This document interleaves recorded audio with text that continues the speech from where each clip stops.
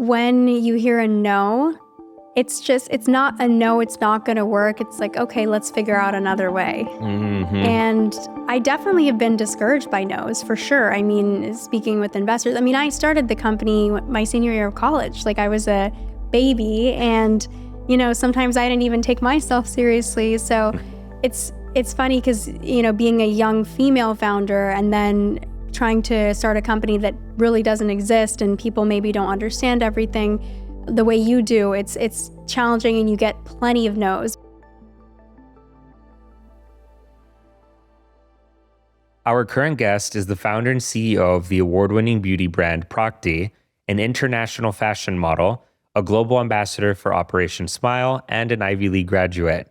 She's been called everything from beauty's next boss to the most fabulous financier in the world, and she's backed it up with honors like Harvard's Lifetime Achievement Award and Operation Smile's Changemaker Award. Pritika Swarup, welcome to From Vision to Creation. It's an honor to have you here. Hi, it's so nice to be here. Thank you for having me. I feel like you and I have a lot of ground to cover, which is actually crazy because you're still in your 20s.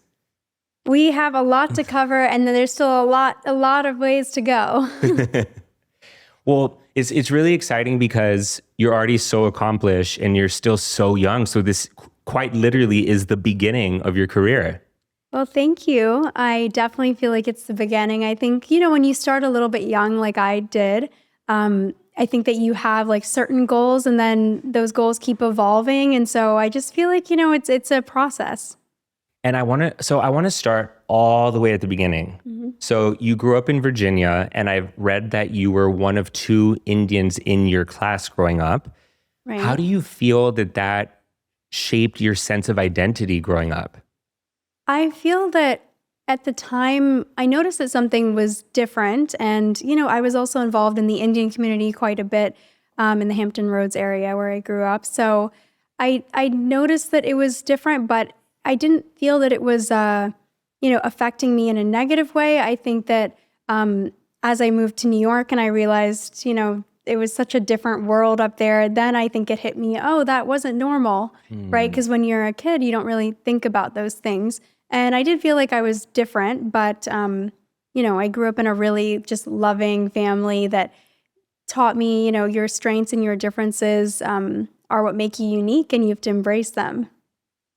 Your mom is an Ayurvedic doctor, and you talked a lot about how she would show you like homemade beauty rituals and things like that when you were growing up. How do you feel that having your mother's influence in your life contributed to what it is you're doing now?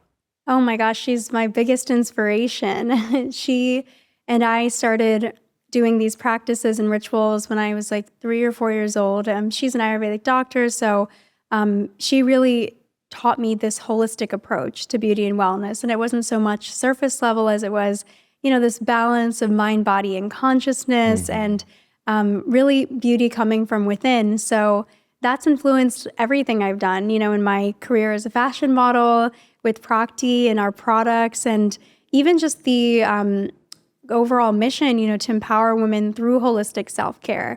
So they're improving their overall well-being so that they're connected to themselves in a world where sometimes it feels it's so hard to connect with yourself. So, we started like making homemade remedies. We started doing breathing exercises and meditation. And, in those times, I almost was like, Mom, none of this, like, why am I doing this? What does this work? And as I grew up a little bit, I realized there was such power in looking at beauty that way. And then also just living a really balanced life.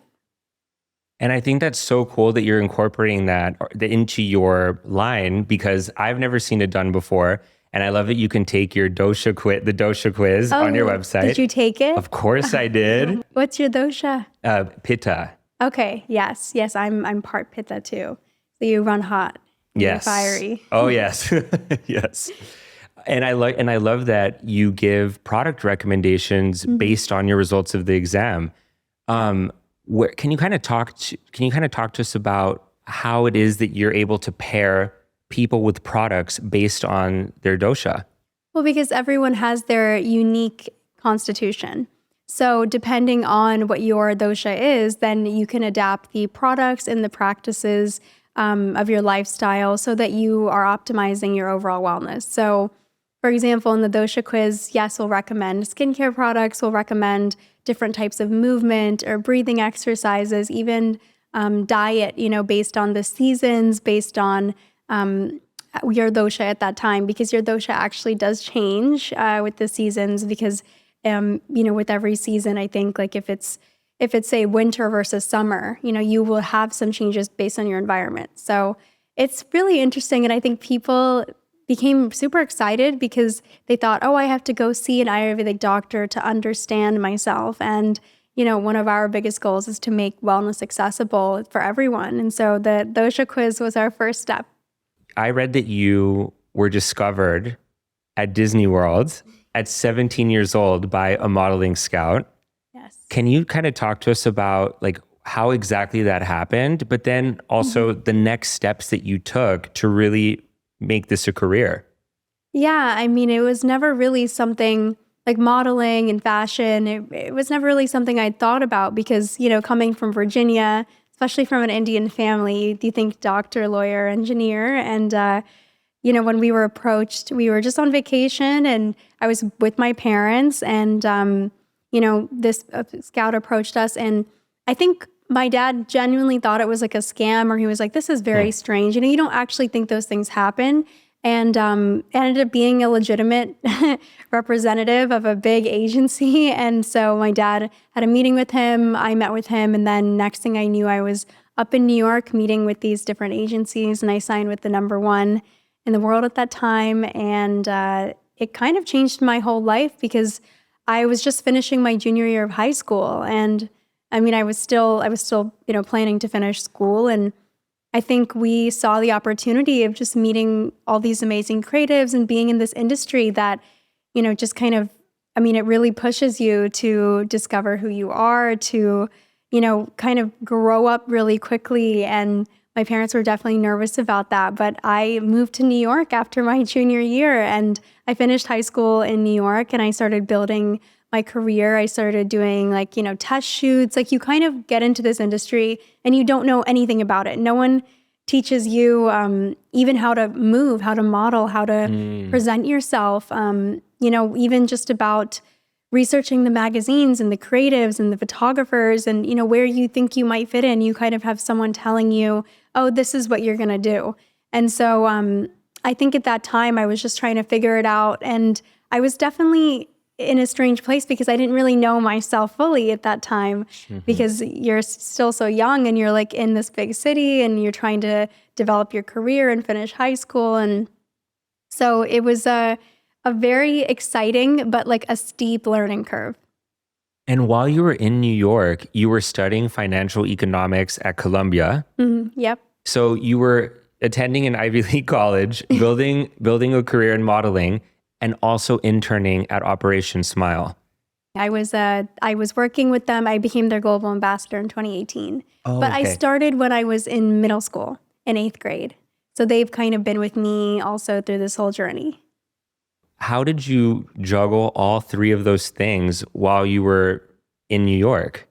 Well, I finished high school and I took 2 years between high school and college to really travel. And I was in every different market from Milan to Paris to LA to London, the first market that I really took off in. And, I kind of had this deal with my family. I was like, all right, yeah, I will go to school and education is so important. And, that's something that you can always draw from. It can never hurt you. And so when I started really modeling more and more, and then I started school and my other endeavors, I think it was super challenging to balance everything. And I had so many people tell me that you can't do it all and you're not going to be good at anything if you try to do everything. But I just never let that get to me because when you have so many different passions and it really is something that's true to who you are, you have to just go for it. So, I became very good at like time management. I definitely did a lot of studying on planes. I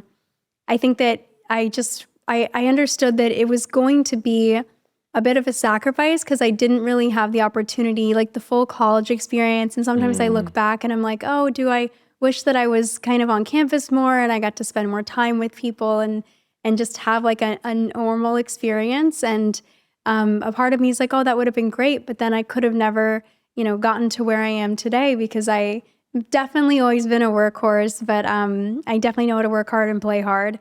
But that was just a very exciting time, but I was burned out in college. I mean, trying to get all of this done and just, keeping this momentum. I think you have to be really crazy passionate about what you're doing to keep going like that.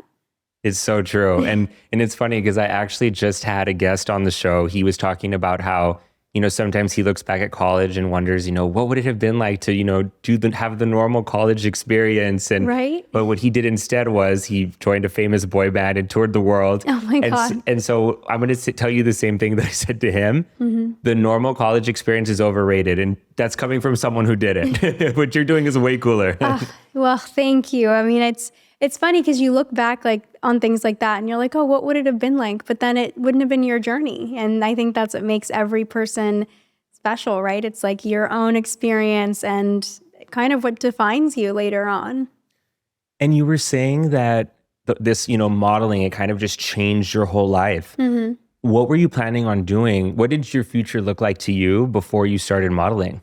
Oh, before I was scouted, definitely being a doctor. I mean, everyone in my family's a doctor, and I've always looked to my father. He's my biggest role model, the hardest working person I know. And I just felt like, my brother was going to be an eye surgeon, maybe an ophthalmologist. I would be an optometrist. We'd have a family practice together. So that's kind of all I knew. And then starting in this industry, it just opened my eyes to so many other opportunities. I mean, not just in fashion, but in business and, even philanthropy. I think it's so amazing in New York. It's like you make the rules, right? Like you don't need to follow a certain path. I think that you follow what you are truly interested in, and the opportunities are just there if you are able to go for it. So, yeah, I mean, a doctor, and then it went to, I studied financial economics. So I really did think that I was going to go work at a bank after college, and so glad I didn't do that because it just would not have been me. And I interned and worked at a bank actually. And I think that it was there for a reason, meaning like I was able to work with founders and kind of understand, what it would take to build a company and get this whole entrepreneurial spirit. But I'm so glad that wasn't my path. And Prakti really just combines like all of my experiences in fashion and finance and I think ultimately that's like what I was supposed to do. There are things that you can always be right for, but then it's like, what are you really like in this world to do, right? And I want to talk about your dad a little bit because I heard you say that your dad is an eye surgeon and that he would wake up every day at 4 a.m. and drive 3 hours to work every single day. Yep. What do you think having him as a role model in your life did for your work ethic? I think it just showed me that, you may think you have limits, but in reality, you set those limits for yourself. So you can always keep going and, you build up a tolerance for what you're capable of. And I think it really just starts with mindset, because when you have someone that works like that, and, even if I was doing homework late into the night and I was like, oh, I don't think I can do another hour in like high school, I'd be like, you know what? If my dad can do that, I can do this. And so it did kind of set the bar super high, but it also taught me that you're in control of what you're capable of. And I feel like founding Prakti Beauty was the culmination of so many different pieces of your story. When was that aha moment? Like, I'm going to start this line. Well, I mean, I think it goes back to my childhood and then also like, how I grew up. And I think it was just a combination of multiple things. Even just the fact that my culture wasn't really represented in the beauty industry. This whole idea of a holistic approach to beauty was overlooked. And I had really spent a lot of time, being the face of and working for so many different cosmetic companies. So I kind of understood what was out there. And, as I was building my career, I had more and more exposure to that side of things. And then when I was working at that investment firm, I started to work with founders from, micro-mobility companies to hair care companies. And I thought to myself, I think I can do this. And I met one of my partners, and she had worked at Estée Lauder for almost 40 years. And we were just supposed to have like a 5-minute coffee, and it turned into hours of just talking about our passion for Indian beauty rituals and, why hasn't this made it to global scale? What is it that people don't understand? Or, it was so many series of questions. So the aha moment was just understanding that there was a really big space for a company like this, to not only focus on the efficacy of skincare products and, the result, but also, enhancing overall well-being, introducing these amazing, unique rituals and ingredients to the West and bringing them to a place where it could just, easily be integrated into like everyone's lifestyle. And so, yeah, it wasn't just a one aha. It was like a series of ahas and then just starting, with little baby steps. And I'm actually really glad that you're saying this, because I think there's an important lesson here that it isn't always necessarily this one moment where you have an epiphany. It's like little things that happen in your life. You're showing up, you're working hard, you're meeting people, and then suddenly you have all of the little bits of information that you need to pursue something that you're passionate about. Exactly, because I think people do have like that one aha moment, but I think it's also just a culmination of so many different experiences. And I think your kind of inner voice that's saying, oh, there's something I can do here that would make a great difference, and understanding your true purpose, right? So, I think if there was one aha, it was probably just my mom ingraining this like really deep appreciation for my culture and holistic wellness. And then that just kind of translated through as I grew older. Your mom's an Ayurvedic doctor. Your dad's an eye surgeon. That must have contributed to a very balanced perspective for you on medicine and self-care, right? Definitely. And they were always fighting about different things because my dad, if I had a headache, he'd be like, oh, take an Advil. And my mom would say, oh, let's do like 2-to-1 breathing. Why don't we do a Abhyanga facial massage to cure that headache? So very different approaches. And I think in the beginning, my dad was like, oh, integrative health. Like, he wasn't as excited about it as my mom. And then it's interestingly enough, things have really taken a turn, and he's always asking my mom now, hey, what do I do for this? Or what would you recommend? And it's very cool to see how that's come full circle.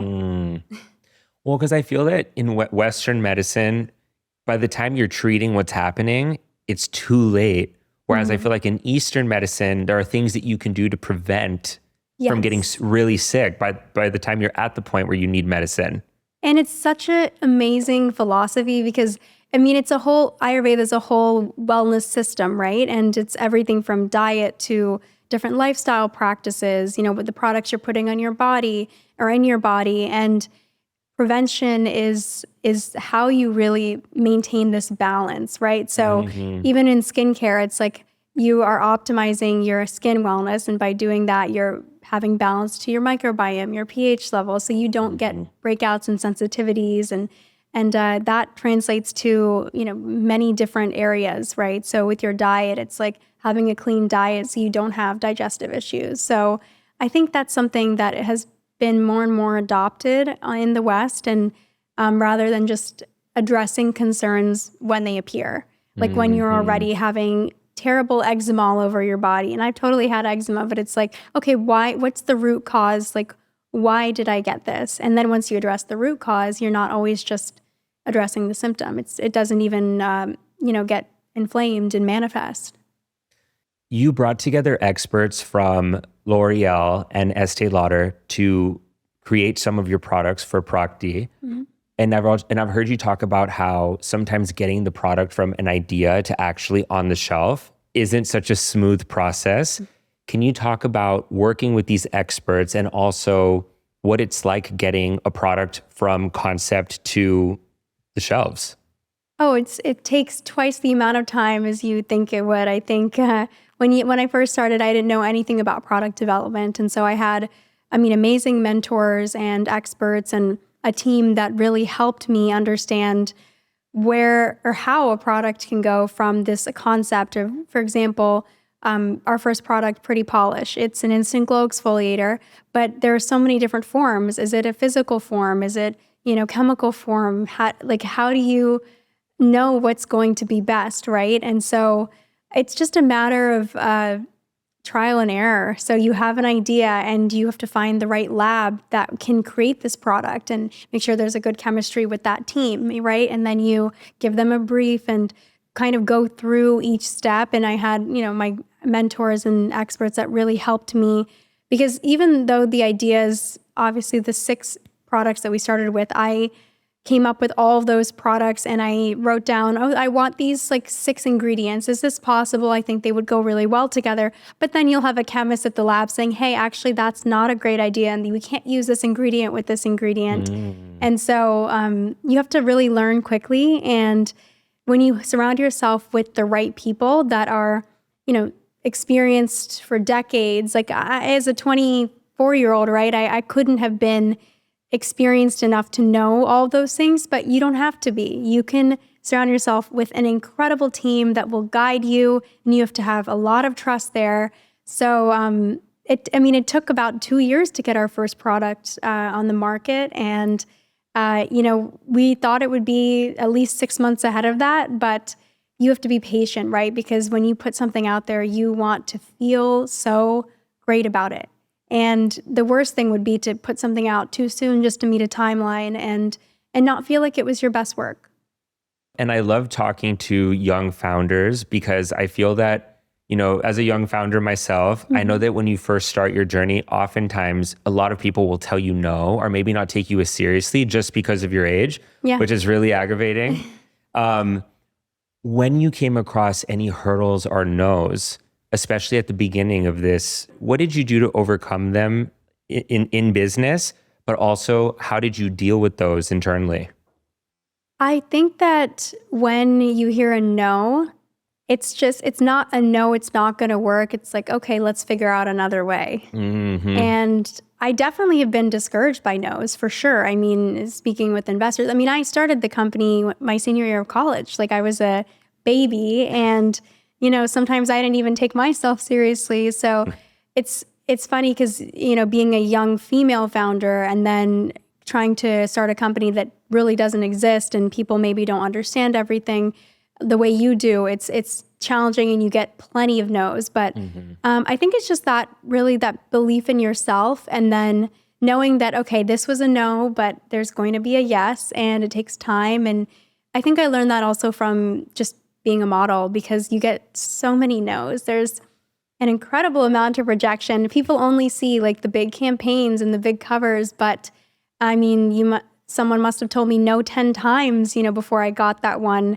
cover. And it's maybe nothing to do with you. It wasn't the right look. You were a bit too young for it. There's so many different factors that don't even relate to you that leads to that big, campaign or that no. So I think that it's really just having a great support system too, that makes you kind of remember to be balanced and believe in yourself, and remember who you are. You're a powerful woman, kind, whatever it is. I remember my parents would give me little pep talks because they're also my very, very good friends. So you have to really rely on your support system too. You have to rely on the people that can help you work past some of these hurdles. And then just your internal dialogue. Just because someone says no doesn't mean there won't be a yes. And if you believe in it, you have to keep going. And I absolutely love that, because it's so true. One no does not mean it's a no from everyone. It just means that it's not going to work out in this specific moment. Right. And I love that attitude. It's not working this way. How are we going to do it? And I think that that's really important for people, especially just starting their careers, to hear, because sometimes you think, I was told no, so maybe that path isn't meant for me. Right. And you never want to feed into that thought process. I think if it's a no, it'll be maybe another no, but there will be a yes. And sometimes you're talking to the wrong person, or the timing isn't right. So there are a lot of other factors, in that decision. So you just have to keep going, and you will get a lot of no's, and you have to be okay with it, because it's almost like lights a fire under your butt, or you're just like, what, I know this is going to work and I'm going to figure out how. When I was in college, one of my best friends and we decided to invent a kitchen product. And everybody from our friends, professors, even some people in our families were like, guys, this is impractical. It's really hard. It's not going to work. We invented, patented, mass produced it, and then sold it in the United States, Canada, and Mexico. And it worked out. Oh my God, amazing. And all the people that told us no, it's so funny, they ended up saying, we always knew you could do it. Oh, I love that. I love when Yes. people they completely switch their attitude. And it's also, it comes with, there will be one person that really believes in you from the beginning when you don't have a proven concept or the product isn't even there. And like, those are the people that really, really matter. I think everyone else will always come around, but you have to remember who is there when you didn't have anything really. And that's also why I get so inspired by young founders like yourself, because even when you have a passion for something and deep down inside, when you quiet your mind, it's going to work. When people start saying no, it does get kind of scary in anything that you're doing, because you start second guessing yourself like, wait a second. Oh, for sure. So I think it's really cool that you've done all the things that you've done and just kind of had this attitude, because I think everyone should. Yeah, and self-doubt is always going to be there, right? You're going to doubt, okay, is this product right? Or, is this the right time to launch it? There's so many ways you can just doubt yourself, because I think we are the most critical of ourselves, right? So I think you just have to push past it. And, if you don't execute and if you don't do it, then I think what scares me more is regretting not taking the step, not taking that leap, because then I don't want to look back in 10 years and say, gosh, I wish I wasn't so self-conscious about that, or I wish, I really did make that leap. So that should scare you more. And I've heard you talk about how Prakti is leading a movement in the education of self-empowerment. Can you talk to us about what self-empowerment is? Yeah, so when I talk about, this approach to holistic beauty and our mission to empower women, it's because when you look at beauty, not just surface level, but you look at it as a balance of your mind, body, and consciousness, as you're optimizing your well-being, it's really being the best possible version of yourself to go out and achieve your own passions. And, I think when people are able to connect to themselves and they're able to just be the best version of themselves, right? Whether that's, when I talk about it through skincare, it's because our products create these like wellness rituals that just make you feel good, right? And then you're able to go and you're able to be confident, you're able to kind of go out, you've started your day right, you're in your best mood possible, right? So, the empowerment just comes from that confidence and that feeling of just, I'm going to be my best. And so that's what we mean. One thing that you're doing that I think is so cool is, like you mentioned, you've been working with Operation Smile since the 8th grade. Right. And you're still working with them through Prakti. Can you talk to us about what Operation Smile is and how you've been working with them all these years? So I go back with them, right, since middle school. So they were founded in my hometown in Virginia. Operation Smile provides surgery for children with cleft lips and cleft palates. And there's a lot of difficulties associated with that, like breathing and speaking, eating, just things that we do every day. And so, the organization will go in and will provide not only the surgery, but also comprehensive care. So pre-care, post-care, and then also checking in and making sure that the child isn't malnourished. Like there's so many different facets to that. So I started, doing bake sales and volunteering and packaging supplies like in our headquarters before the one we have now. And just trying to make a difference, trying to contribute in any way that I could as like a student volunteer. And then I became their global ambassador in 2018. And, I was disconnected from the organization when I first moved to New York. And then I came across a few orphans in India when I was there on a shoot with cleft lips. And so it was almost like I need to come back to the organization, see how I can help now that I'm in a different place in my career and I can potentially use my voice and champion this cause and raise awareness for the organization. So it was like a full circle moment, and Operation Smile is just, so intertwined in everything I do. I mean, even my brand partnerships, campaigns, like I've been able to kind of align the organization with those moments, whether it's with Veronica Beard. We did a whole initiative. We raised over $350,000, and it was truly amazing especially when a brand like that comes and supports an organization, right? And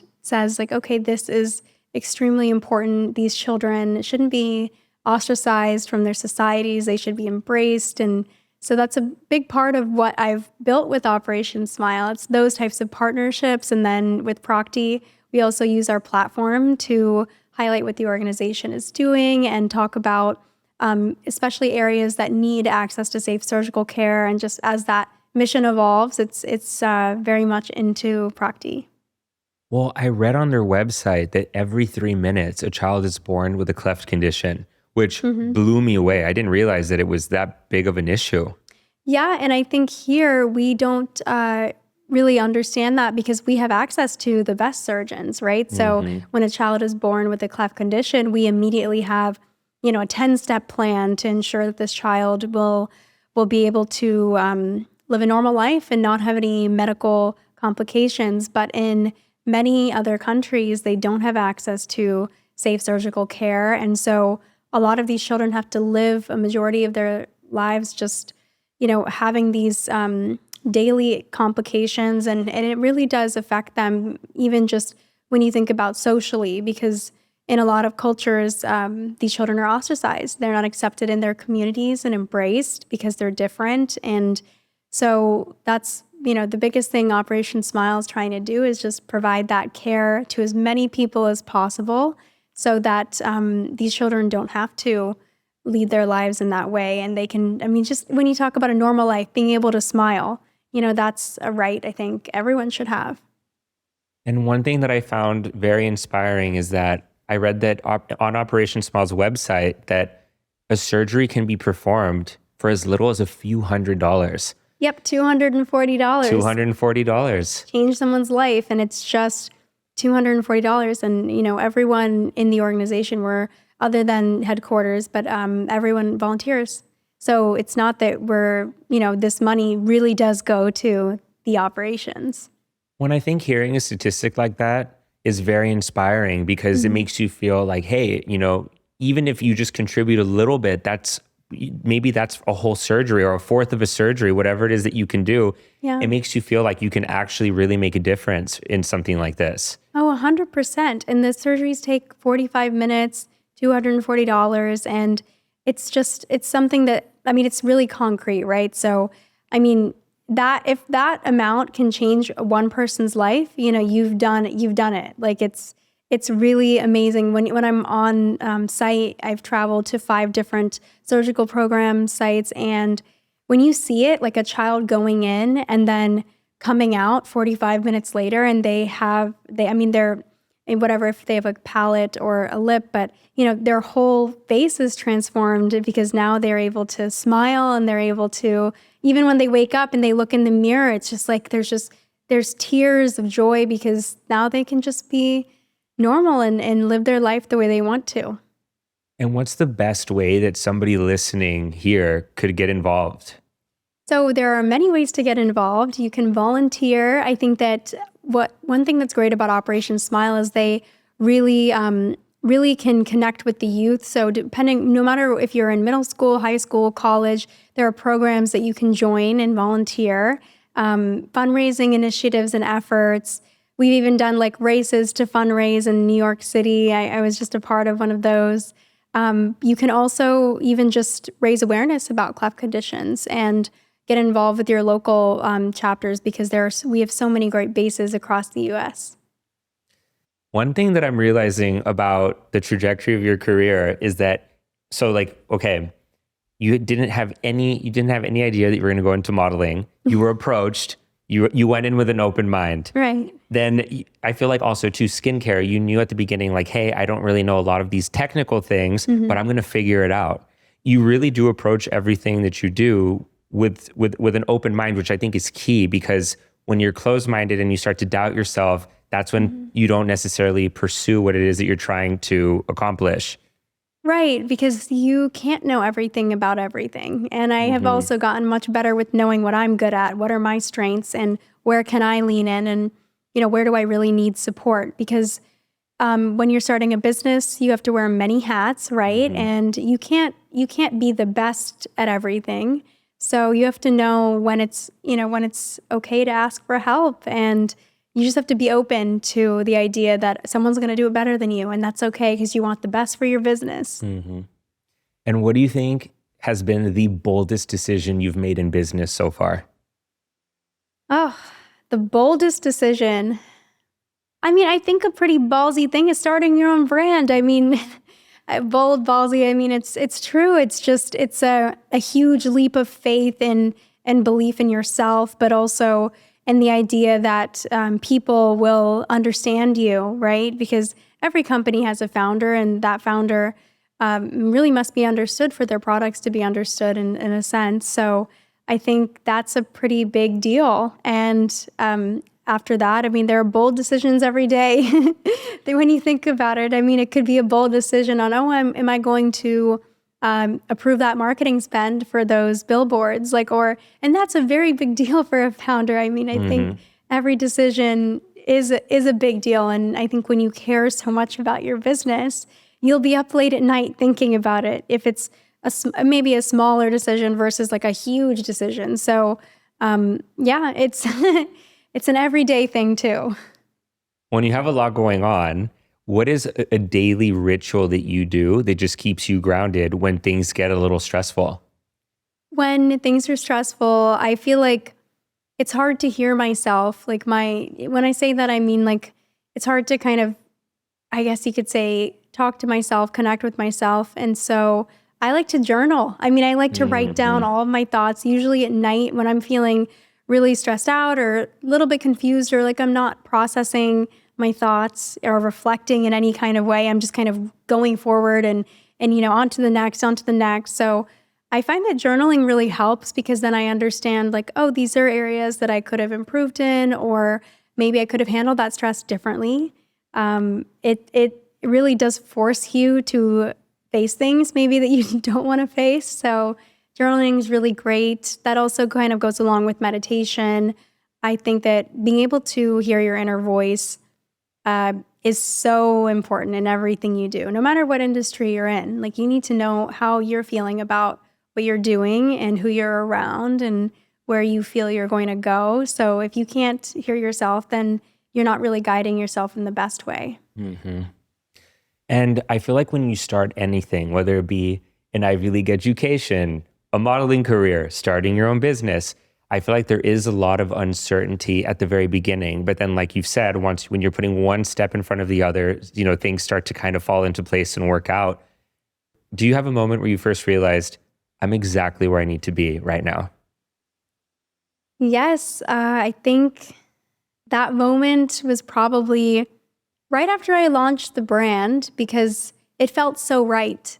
There was so much uncertainty, and I think when you're trying to create something different and you're really giving it your all, you don't know how it's going to turn out, and you're a little bit afraid of what might happen, right? And you put all of your eggs in this basket.